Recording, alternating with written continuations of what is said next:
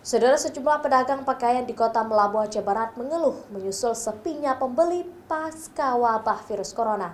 Para pedagang terancam gulung tikar bila kondisi seperti ini terus berkepanjangan.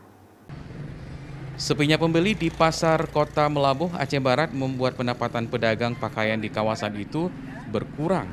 Biasanya setiap hari pedagang laku di atas Rp500.000. Kini selama COVID-19 pembeli turun drastis.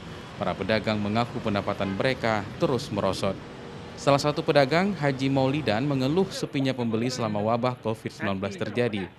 Dia mengaku pendapatan pedagang menurun hingga 50% sehingga mereka terancam gulung tikar jika wabah ini terus berkepanjangan. Orang sepi, tidak ada jual beli, orang tidak ada, pemasukan tidak ada dari kampung-kampung.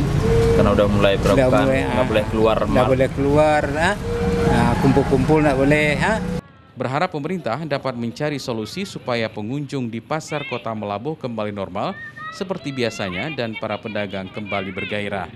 Sepinya pembeli ini terjadi sejak diberlakukannya social distancing atau menjaga jarak di tempat keramaian. Raja Umar, Arif Fahmi, Kompas TV, Melabuh, Aceh Barat.